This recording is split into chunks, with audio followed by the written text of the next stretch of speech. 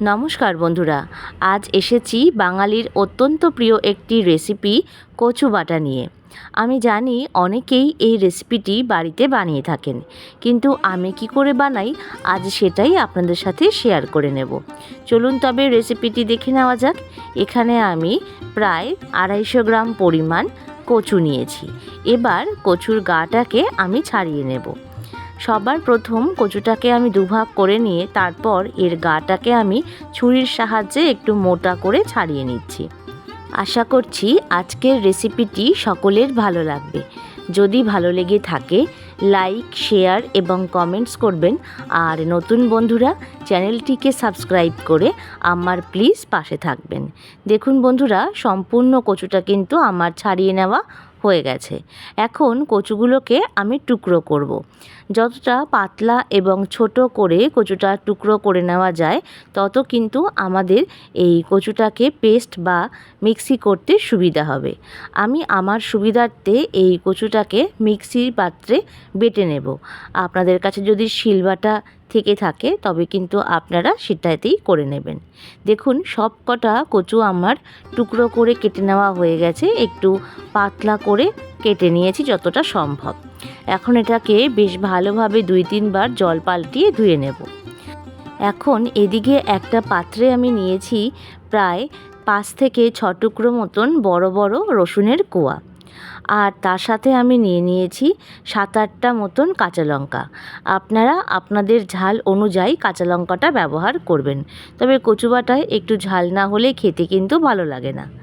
আরেকটি পাত্রে আমি নিয়েছি প্রায় 1.5 চামচ পরিমাণে কালো সর্ষে। চাইলে এখানে সাদা সর্ষেও ব্যবহার করতে পারেন।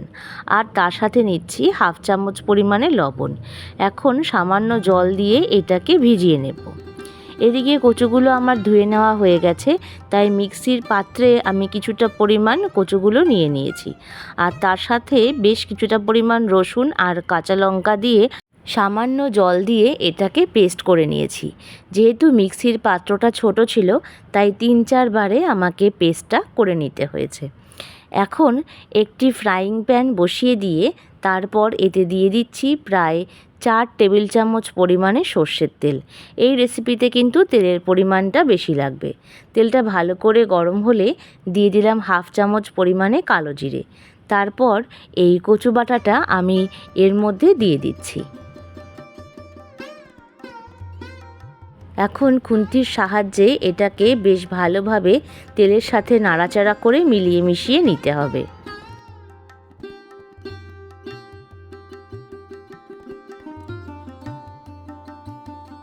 কারা কারা গরম ভাতে এই রেসিপিটি খেতে পছন্দ করেন অবশ্যই কমেন্ট বক্সে জানাবেন। আমার কিন্তু ভীষণ ভালো লাগে, কিন্তু আর কার কার ভালো লাগে অবশ্যই জানাতে ভুলবেন না। দেখুন বন্ধুরা, বেশ তেলের সাথে কিন্তু নাড়াচাড়া করে আমি মিলিয়ে মিশিয়ে নিয়েছি। এখন এটাকে যে জলটা আছে কচুর মধ্যে সেটাকে প্রায় অনেকটাই শুকিয়ে নিতে হবে। প্রায় 3 থেকে 4 মিনিট পরে দেখুন বন্ধুরা, জলটা অনেকটা কিন্তু কচুর থেকে নাড়াচাড়া করতে করতে শুকিয়ে গেছে।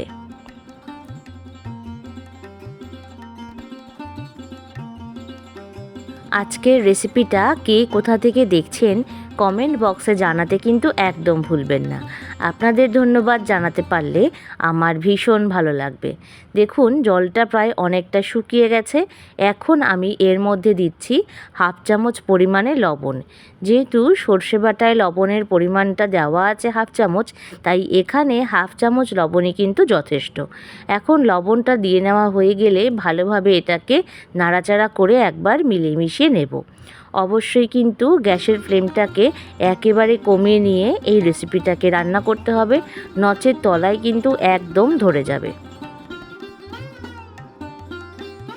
এখানে ফ্রাইং প্যান থেকে প্রায় কচুটা কিন্তু উঠে এসেছে, তার মানে এই জলটা সম্পূর্ণ শুকিয়ে গেছে।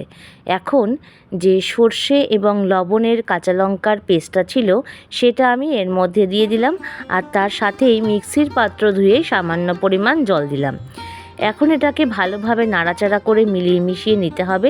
যেহেতু জল দেওয়া আছে তাই সামান্য কিন্তু তলায় লেগে যাওয়ার সম্ভাবনা থাকবে, তাই বেশ গ্যাসটা কমিয়ে নিয়েই এটাকে নাড়াচাড়া করে আমাদের শুকিয়ে নিতে হবে। এখনও 2 থেকে 3 মিনিট আমাদের নাড়াচাড়া করে এটাকে শুকিয়ে নিতে হবে।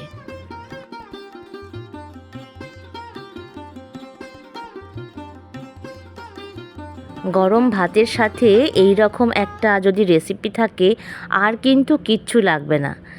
তো কারা কারা এইভাবে কচুপাটা বাড়িতে বানিয়ে থাকেন সেটাও কিন্তু কমেন্ট বক্সে জানাতে একদম ভুলবেন না। প্রায় 3 থেকে 4 মিনিট বাদে আমি আপনাদেরকে নাড়াচাড়া করে দেখাচ্ছি, বেশ কচুটা অনেকটা পরিমাণই কিন্তু শুকিয়ে উঠেছে।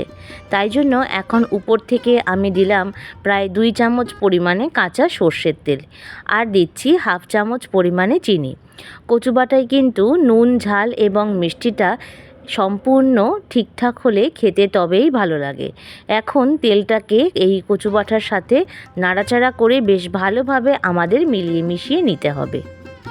সর্ষে বাটাটা যেহেতু শেষের দিকে আমরা দিয়েছি, এর জন্য কিন্তু এর টেস্টটা একদম অন্যরকম হয়, আর সর্ষের ঘ্রাণও কিন্তু ভীষণ সুন্দর আসে। আর আগে দিলে এটা কিন্তু একদমই হয় না, তাই চেষ্টা করবেন সর্ষে বাটাটা সকলের শেষে রেসিপিতে ব্যবহার করতে। এতে যেমন ঝাঁঝ পাওয়া যায় তেমন ঘ্রাণও কিন্তু বেশ সুন্দর আসে।